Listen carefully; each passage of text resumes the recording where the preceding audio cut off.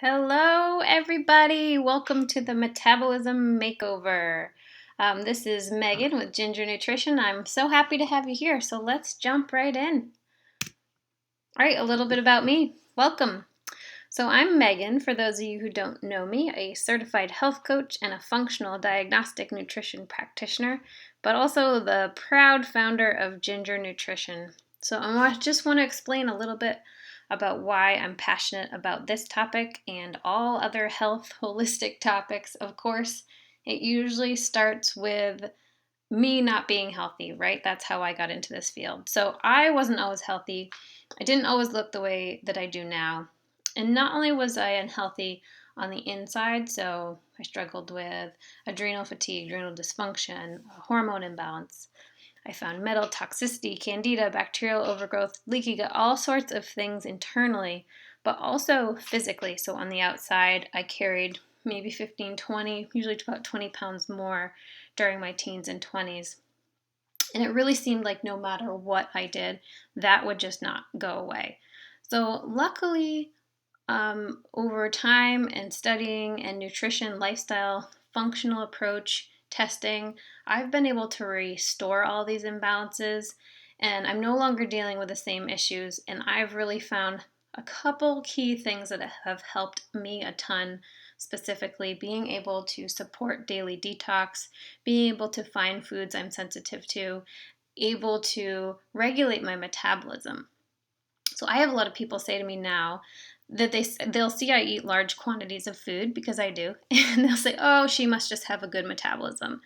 So what I want to explain is that yes, I do now, but I didn't always. So I wasn't just born with a perfect metabolism that stayed that way. Actually, I totally destroyed my metabolism with starvation diets in college.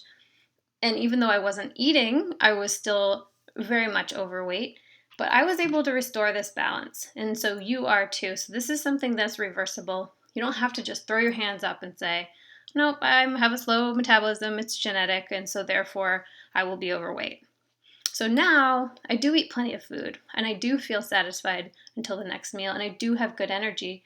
But I'm not eating just any food, right? So I'm eating foods that really fuel my body. And that's what's able for me to keep my metabolism steady and balanced and stay healthy and the weight that I want to be.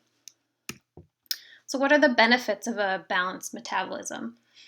Your metabolism makes up an entire range, right, of biological processes that happen inside you internally, including the breakdown of foods that you eat. So, along with taking these foods and breaking them down, we're then transforming them into energy. This is what metabolism is all about. Your metabolic rate reflects how much energy your body requires to carry out basic functions. So, how much energy do you need for breathing, maintaining circulation, secretion of hormones, etc.? Every process that you do inside your body. Women, for example, do have a lower metabolic rate than men. I know we don't like this, but it is true. We actually are more efficient, I like to say. We need less energy to do the same basic functions. So yes, that is why men often need more calories, and women do have to work on finding the right balance of intake for what they need to create energy. So a balanced metabolism can definitely help with weight reduction. It's very important in weight reduction. And then once you're reducing your weight, being able to actually maintain that weight.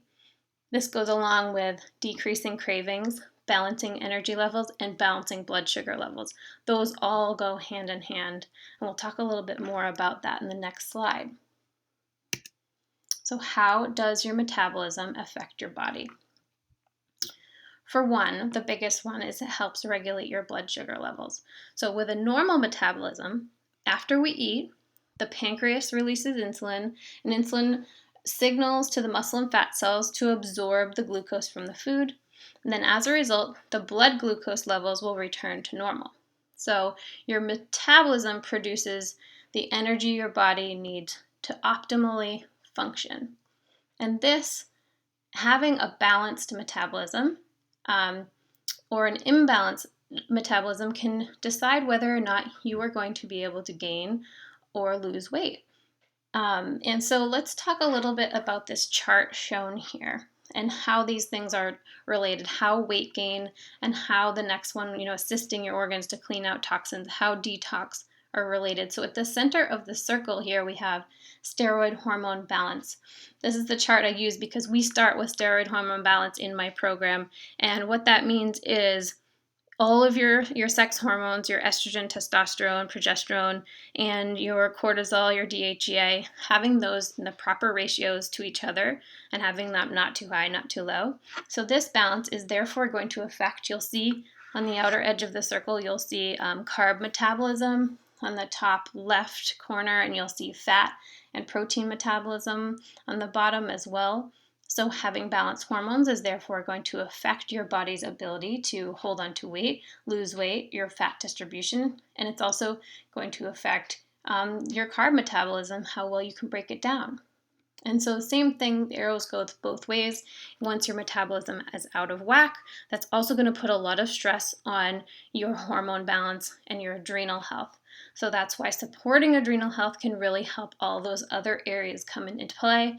But the other way around as well, is balancing blood sugar can then help the hormones. So they both help each other, but they can also both hurt each other and spiral out of control if you have a lot of bad habits, you're eating ice cream right before bed, messing up your hormones, and then that's putting more stress on your detox capacity, etc.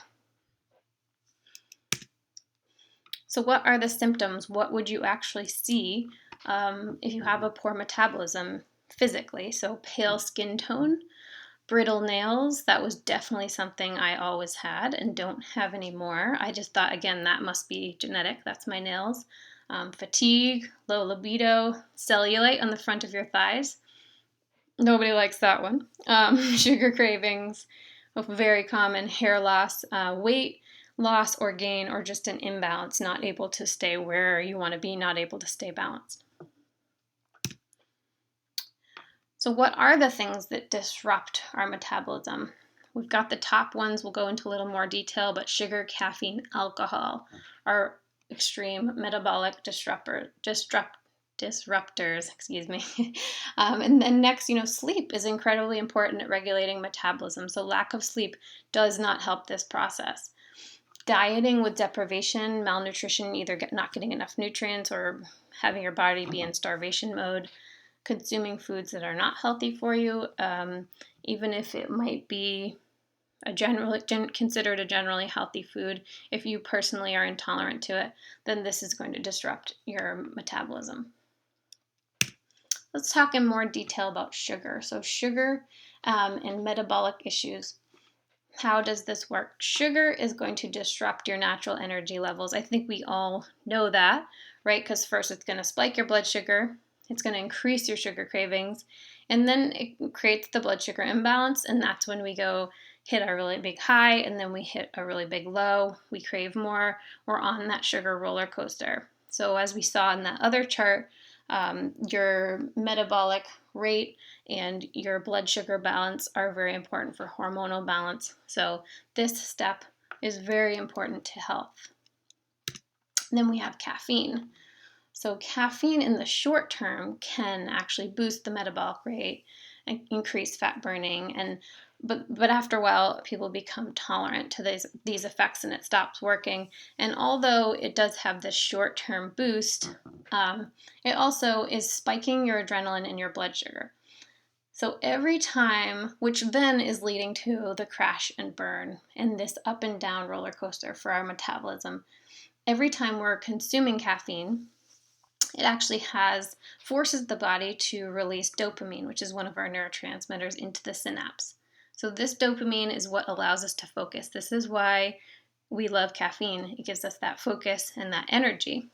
But our body likes to stay in balance. So when an excitatory neurotransmitter, which is what dopamine is released, then we send in an inhibitory one to balance it out. So your body, what it does is it sends in serotonin and GABA. It sends in those guys to neutralize. So we are using up our serotonin, our GABA, our happiness, and our calming neurotransmitters to counteract the effects of the caffeine. So in the long term, it's actually really depleting us. My mentor always joked that Starbucks should serve a shot of GABA with each venti coffee because it's just so high in caffeine and it's just really depleting in the long run. I'm not saying caffeine is not okay for anyone. I just think that everybody should test it individually and see how they do. If you're having a hard time with your metabolism, if you have metabolic disorders, if you are overweight, if you have low energy, then this is something that you should play around with. Alcohol is the next big one. So alcohol actually slows down the metabolism, but it has the other side. It also spikes the blood sugar and impairing your brain function. And then we have the liver toxin, right? So liver is highly linked with your metabolism, as well as alcohol. The biggest one that I personally think is it's disrupting the digestive tract.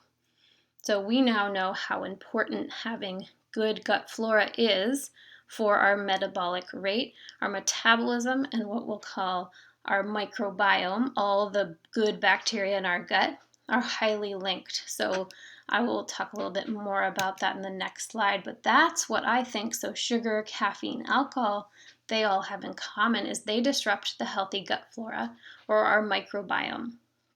So what is the deal with the microbiome? This is basically your unique collection of different species. Most humans have about 1,000 different kinds of species, and we know that the more diverse the species that are living in the gut, then the healthier you are going to be in the long run. So each person has its own diverse, unique community living in there, all your little bugs. It's as different from one person to the next as a fingerprint. So even twins, born to the same mother, same environment, same genes, they will have different species in their gut. And there's actually, there's 100 trillion species that live in us and on us, but only 10 trillion of our own cells. So there are 10 times more bacteria than actually human cells, which is why having the correct balance and supporting this bacteria is so important, because there's even more than our actual human cells. So what does this have to do with metabolism? Well, there's probably has a lot more to do with metabolism than we even know at this point, but research is starting to uncover some really amazing functions of the good gut bacteria. And one example would be that certain functions we can't do at all on our own. We actually rely on the bacteria. So an important enzyme for metabolism that's needed to break down glutamate to glutamic acid, we can't even make that ourselves. So we count on our gut bacteria to make that. So that's one example of how having the correct good bacteria in our gut is really important for our metabolism. And having too much bad bacteria can lead to insulin resistance. Insulin resistance, obviously, being a metabolic disorder, so of course you no longer have a healthy metabolism. And this is seen in what we call the fat microbiome. I didn't make this up, but the fat microbiome is a collection of gut bacteria that is an unhealthy collection, more of the bad guys than the good guys, and this is linked with weight gain. So this is how I have clients all the time who are doing incredibly healthy things, eating healthy foods, working out hard, but their bacteria in their gut has been disrupted and they cannot get their metabolism rate to be balanced because of these bacteria. So how does this fat microbiome work? So one, you're actually going to be extracting more calories from each gram of food than someone who doesn't have this imbalance. So you can eat a piece of lettuce, I can eat a piece of lettuce, and if you have that fat microbiome, then your bacteria, they're sugar producers and sugar burners, and they're taking the lettuce and they're making a bunch of sugar out of it and causing insulin resistance. Well, I'm eating it and I'm just getting energy from it and only getting, a quarter of the sugar out of it. And the second way that it works against us as far as weight gain is that the cravings are also much worse when you have this collection of bad bacteria, because it's your sweet tooth. It's the bacteria within your gut is actually creating a neurological need for the sugar. and they can have your brain produce neurotransmitters and that you cause you to crave sugar. So your dietary habits can actually be controlled by the bacteria in your gut. And that is how metabolism and gut health are so intertwined and so important, and why focusing on gut health, you'll hear me talk about this a million times, is super, super important. So other factors that affect your metabolism, lack of movement and exercise, right? We know how important exercise is linked with a healthy metabolism. Foods that are processed, toxic, or contain sugar or caffeine, those are tough on the metabolism. We just talked about the microbiome. Those break down the lining of the gut. They disrupt the good bacteria. So, of course, those aren't going to be great for your metabolism. And then we have things like skipping meals or not eating enough. This could send your body into stress mode and increase your cortisol levels. So, when you're in that fight or flight response, regularly important functions such as digestion and metabolism are kind of put on the back burner. We'll go to that standard example of being chased by a bear, right? So you're being chased by a bear, your cortisol increases, and you're no longer really going to be worried about digesting your food because you're worried about escaping this bear, right? Surviving. But the problem is there isn't actually a bear chasing us, and there isn't actually a famine. It might just be that we chose to skip a meal or not eat enough, but your body doesn't know why, so it has that same response. The next factor is genetics. Genetics is always a factor in everything. I just think it's important not just to throw your hands up and call it genetics. So genetics definitely is important, and knowing your line of genetics and what you're going to have to try harder at and focus on more is important. But genetics, they say genetics loads the gun, but the environment pulls the trigger. So the environment is the thing that we have the control over, and that's what we can take action steps towards minimizing as much as we can those environmental triggers. And next we have toxin buildup. So this is really important, keeping the load on your liver as minimal as possible, helping to flush it out and support it. We'll talk about that a little bit more. So why are we eating clean? So reducing toxins. So we know that the liver is really important because the liver breaks down all the different metabolic processes, and eating clean is a huge help on the liver. So you're not getting pesticides, additives, dyes, processed foods, meats with antibiotics or hormones. So eating clean is extremely helpful for your metabolism for multiple reasons. And some of my favorite foods that go along with this for metabolism support, nuts are a great one. Low glycemic fruits are awesome. And then, of course, the vegetables and leafy greens always come in, and that's where we have also lean and clean proteins, not getting the added junk. And then as far as some other little tricks, warming spices like cayenne, turmeric, curry, chili peppers, those are great to boost metabolism while you're doing all the other work, right, that we're talking about. Another thing to improve your metabolism is simple daily detox. So we want to help that liver out, right? So dry skin brushing and tongue scraping is a personal favorite of mine, and also all of my detoxers love to add this one in because it's so simple, it's so inexpensive, and it's just really big bang for your buck. People see big changes from it, and it's a daily detox tool to support the liver. The next one to improve your metabolism is exercise. So how many times do we hear this, right? Exercise is good for so many things, but we do want to be sweating out those toxins, and we also know that exercise is linked with a healthy metabolism. So this is something to put on the top of your list. Removing toxins. So we want to be removing toxins from the body.